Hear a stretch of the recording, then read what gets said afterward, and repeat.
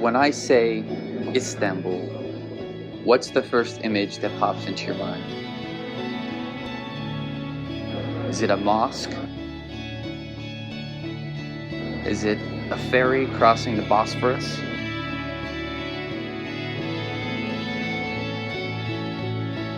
Regardless of your reason, people flock to the city of Istanbul.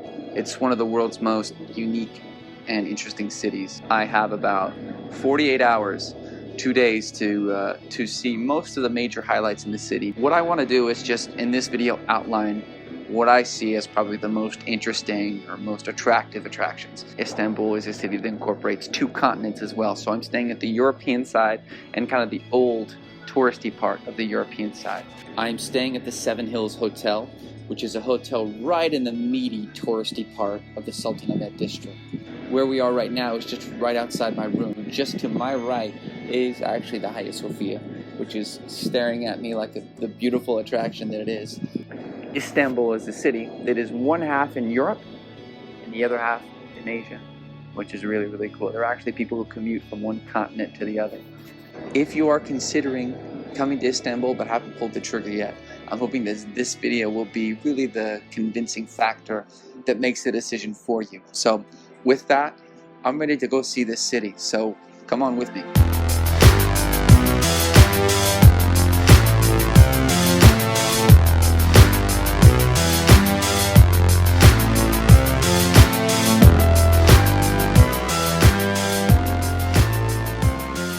It's likely that if you've seen any images of Istanbul whatsoever, you've probably seen a picture of the Hagia Sophia, which is most likely in a city with literally dozens of landmarks that are known throughout the world.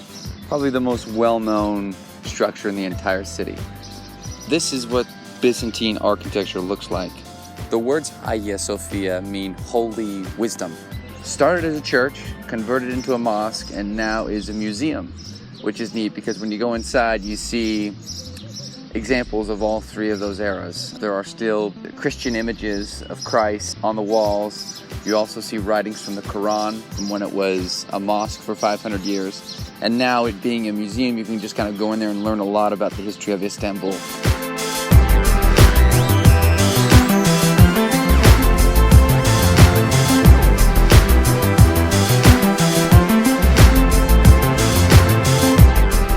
Here we are inside the Hagia Sophia. Once you get in here, you start to just grasp the scale of this place, just how huge it is.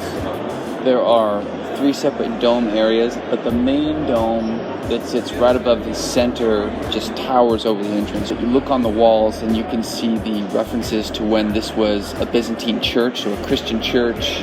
There's Arabic writing on the wall from when it was converted into a mosque for 500 years.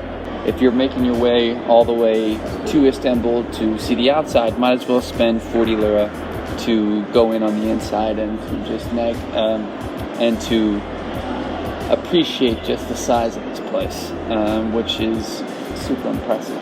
The Hagia Sophia is one of the biggest domes in the world, and you see those minarets that were added around to convert what is a traditionally looking church into a mosque.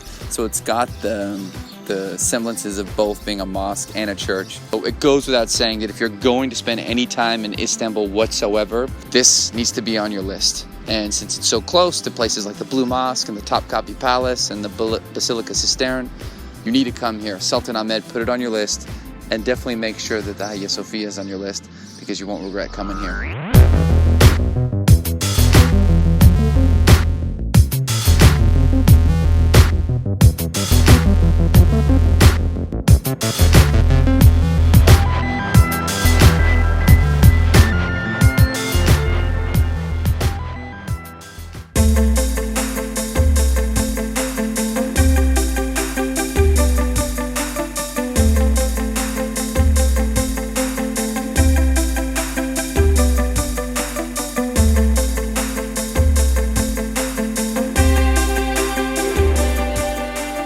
Aside from Hagia Sophia, and just across the courtyard, we have the Blue Mosque, or the Mosque Sultan Ahmed, probably the most famous mosque in the city. It brings a lot of atmospheric charm to hear the prayers, and then you see all the people around.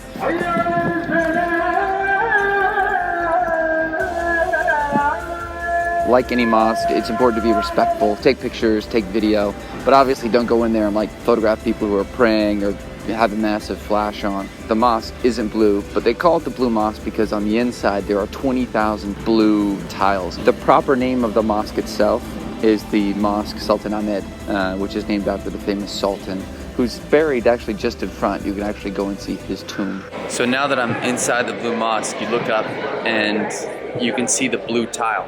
It's terrific. You can go up and see up inside the dome as well and see all the space. You actually can't really explore too much when you're inside the mosque. They have a lot of it roped off, which I think is because it's just an area where people come and worship. So you can't really explore too far when you're in the inside. Obviously you have to get your shoes off or cover your head if you're a gal. You can't wear shorts. But you can see the stained glass, the area where people pray. Really impressive. Another thing to remember when you visit the Blue Mosque is it's absolutely free.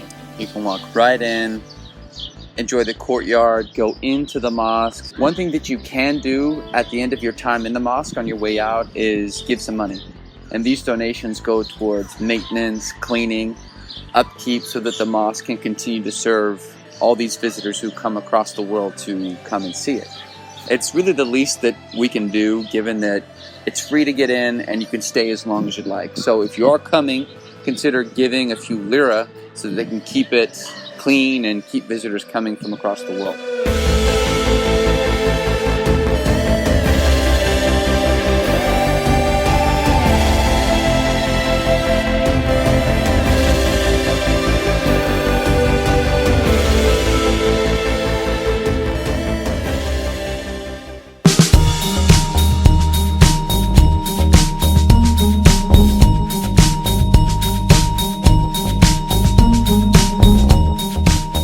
Topkapı Palace was the headquarters for all of the Ottoman sultans. Really, it's the oldest palace that has survived to modern times. The palace itself is neat. You go in there and you can see carpets that are literally 1,000 years old, ancient armor and weapons. There's an area where you can see all of the portraits of all the sultans that are made. Unfortunately, in a lot of those areas you can't, or you're not allowed to take pictures or videos, so I couldn't photograph them. But it's a large palace area. You go farther back and you can see it goes up against the Bosphorus, the coast. There's a nice view of the Bosphorus Strait. And you can just imagine that this place was very lively. Even today, you go in there and it seems extravagant. There's a lot to see. I probably went through it a little quicker than your average person. You could probably spend an entire day, if not days, inside Topkapı Palace. If you do come through Topkapı Palace, make sure you go and visit the beheading stump. That'll just be another memory on your tour here. Overall, really cool. A lots to see. It's got a museum type feel. So if you've been in museums like in Paris and Rome, it's kind of like that, only oriented towards the Ottoman civilization, the Ottoman Empire, which is a fascinating one. So I definitely recommend spending time in there and checking it out.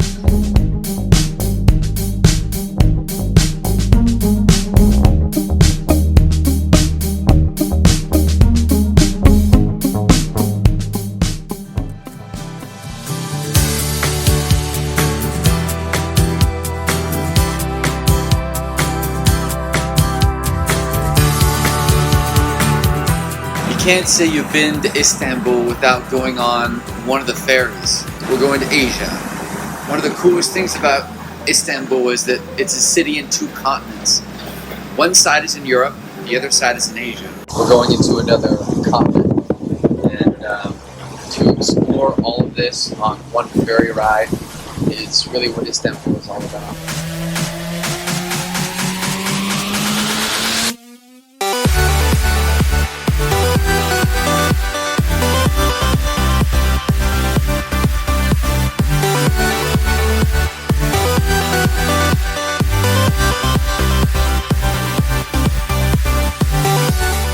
So a quick 10-minute ferry ride, and all of a sudden I'm in Asia. Welcome to Karakoy. Here on the Asian side of Istanbul, things are pretty similar. The ferries really are a great way to get around. They're cheap, they're efficient, and they're also really beautiful. You know, it beats driving on a cobblestone road or a highway. It beats sitting in traffic. So the ferry is an excellent way to travel. There are constant ferries going around the clock, so it's probably easy for you to get one. Plan on doing that and plan on making the ferry an itinerary item.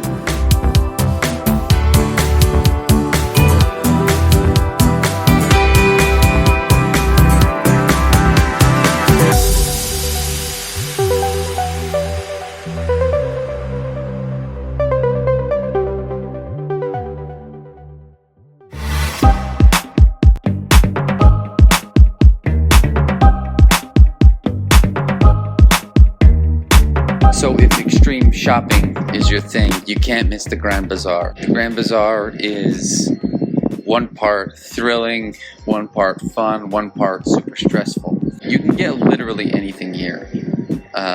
Spice, a carpet, bargaining, negotiating, or haggling as we tend to call it, is all part of the game. When you come into the Grand Bazaar, they have the real authentic stuff in here and you can get them at a great price. And just remember as well that when you're haggling, if you convert it to dollars or pounds or euro in your mind, you're still getting a great deal. Remember, it is closed on Sunday, so if you go there on Sunday, it'll probably look like this. But yesterday when I was here, the place was a zoo. It gets very, very populated. It gets very, very full. Even if you aren't planning on buying anything, it's worth just coming by to see how the circus operates. Those of you who are big-time shoppers, you cannot miss it.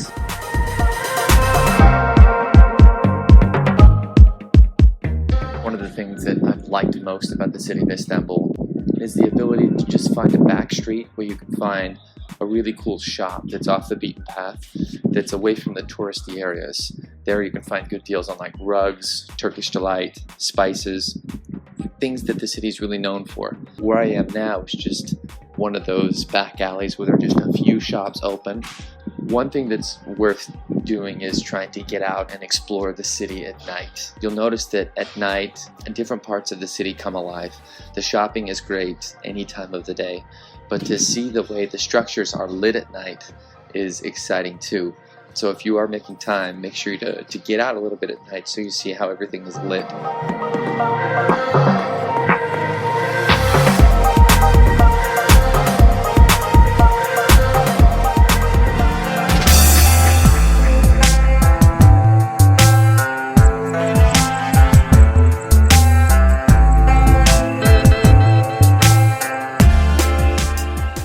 So on Galata Bridge, and man, this place is lively.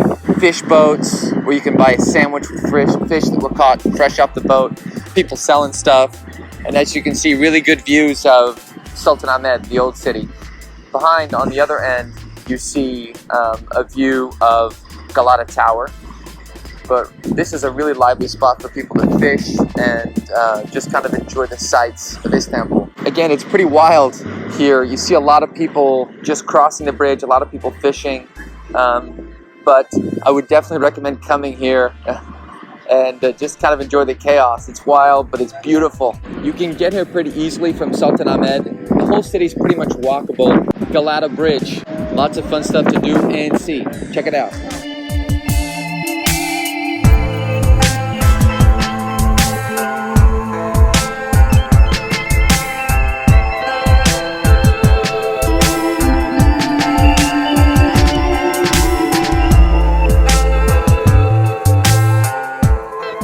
Question that I hear a lot for people who are considering visiting Istanbul is the city safe?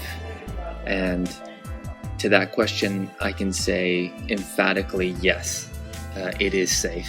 Now, like any city you visit, Istanbul has crime, it has pickpockets, it's got petty theft, and occasion serious crime. Really, that's not really unique to Istanbul or any one city.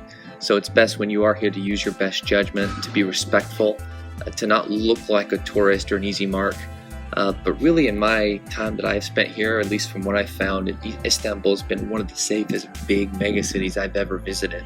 Or this part of Turkey is very stable, and they rely on tourism dollars, which is one reason why you'll find it's very, very safe. So again, use your best judgment, be safe. I did have one incident where I tried to take a picture of like this lady's artwork which she kind of freaked out about, chased me. I was really scared. I didn't know what she wanted because she was speaking to me in Turkish, but she was just pointing to my camera, and I think I just turned it off and she kind of calmed down. So that was totally my fault, and I was being kind of dumb there. So as long as you avoid doing dumb stuff like that, you'll be fine. And if you choose to not go to Istanbul because you think it's unsafe, you'll regret it. It's safe, so come.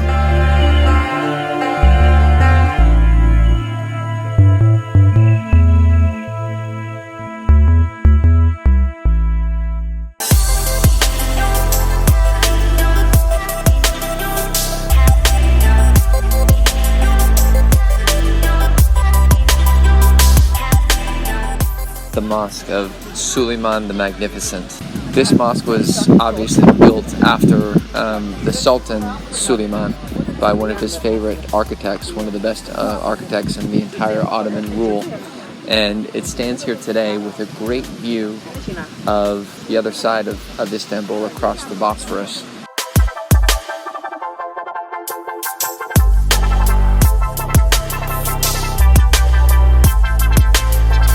Similar to that of the Mosque Sultan Ahmed, inside the Mosque Suleiman is a nice expansive courtyard with pillars, columns. We see the Arabic writing at the entrance of the mosque with the giant dome on top of the dome surrounded by the minarets. And at first glance it looks pretty simple, but it looks very, very clean and nice and very attractive. Just about to go into the mosque now, but I've been really impressed at just the quality of the mosque of Suleiman the Magnificent. I think it's my favorite. Like it's really, really neat. It's beautiful, it's gorgeous, and it's in a great spot of the city that gives you a nice view of the Bosphorus and the other side of Istanbul.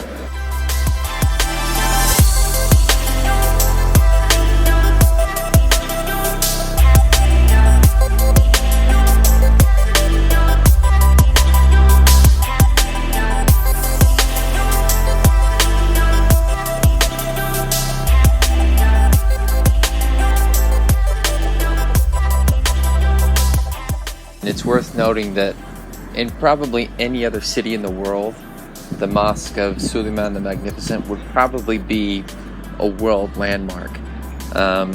Having gone inside and around, it's the cleanest, nicest mosque that I've seen here in Istanbul. I would definitely classify this mosque as underrated.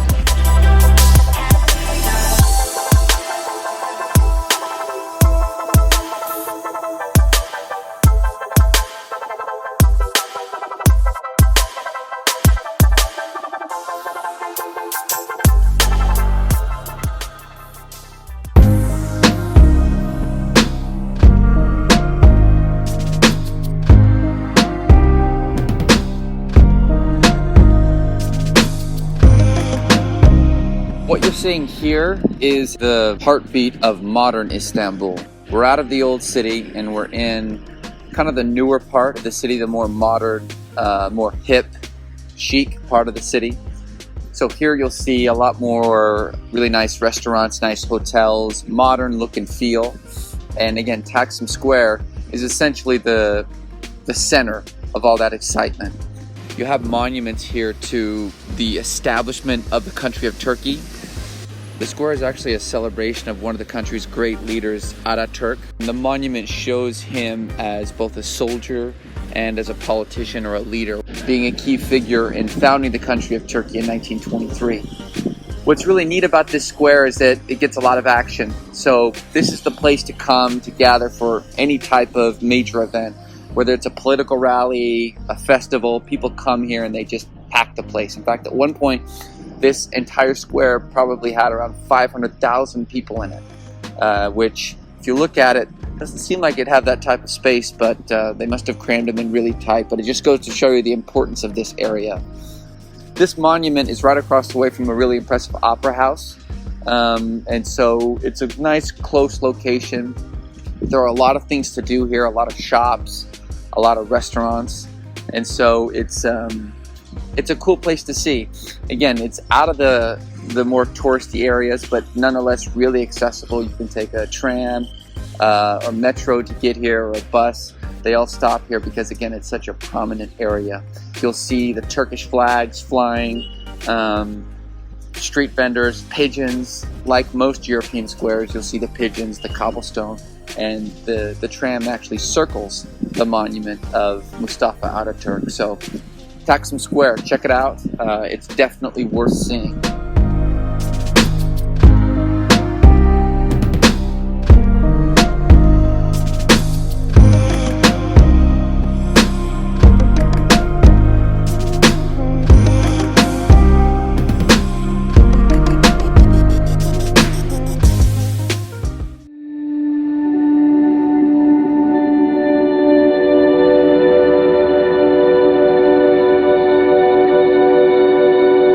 Basilica Cistern. I didn't even know what a cistern was before I came to Istanbul, but apparently there are hundreds of cisterns located all throughout the Istanbul area.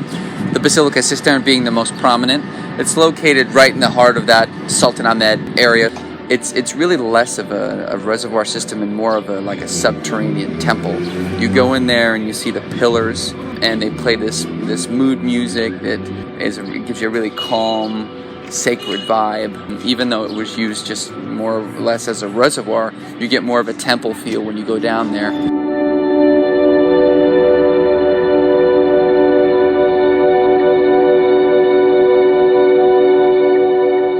It's hard to take a picture or a video in here, but we're inside the Basilica Cistern. This reservoir is a really cool spot to see how the water worked back in the day. If you look really closely at some of the base of the columns, you'll see the head of Medusa. So there are two Medusa heads at the very end of the cistern, facing the opposite directions to counter her deadly gaze. But they are supports for these giant columns. And so you can see Medusa's heads. There are two of them there. It's been hard photographing in here since it's so dang dark, but to be here, it's cool, it's wet. You get a good feel about how the reservoir system worked when this place was built. This is one of the oldest places that you're going to find here in the Sultan Ahmed area. I think this edifice was constructed around 500 AD, so almost as old as the Hagia Sophia.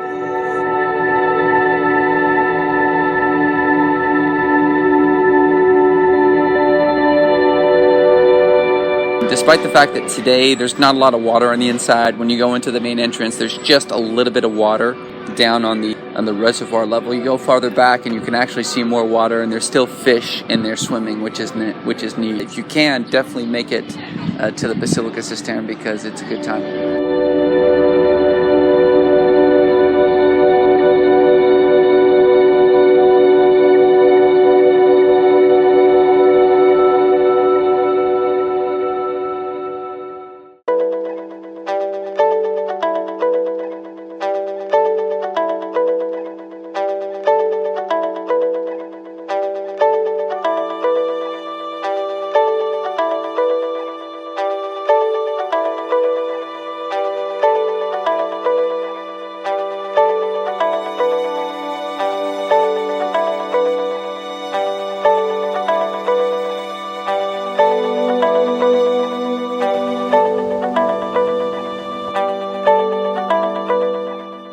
Time for some final thoughts about Istanbul. You will not be surprised to hear that I absolutely love the city. Unfortunately, my time is coming to an end. Tonight is actually my last night. Tomorrow I take my plane and I fly back home to Utah. But I just wanted to leave you with my last observations and impressions. Obviously, I was incredibly impressed. If I had more time, one thing that I would love to have done was a Turkish bath. So Turkish baths are places where you can get this really detailed, super spa treatment where you leave very, very refreshed. So they're very refreshing and satisfying, but unfortunately they're very time consuming. So I didn't have time to do one when I was here. I also would have spent, if I had more time, a little more time in the Asian part of Istanbul and the more modern part of Istanbul outside of Sultan Ahmed. I was able to go to both of those spots, but unfortunately didn't get to spend more than a few hours there. Hopefully, as you've watched this video, you're now a little bit more curious about Istanbul. It really is a phenomenal place, a terrific city. I'm so glad I came. Overall, I'm so impressed with Istanbul. It's a city that exceeded my sky-high expectations, and I'm so glad that I came. I look forward to one day returning to spend even more time here in Istanbul. Unfortunately, this is the end of my trip, so I'll leave you here, but I'm going to leave you with a pretty good view of the Sultan Ahmed Blue Mosque just behind me. Bye.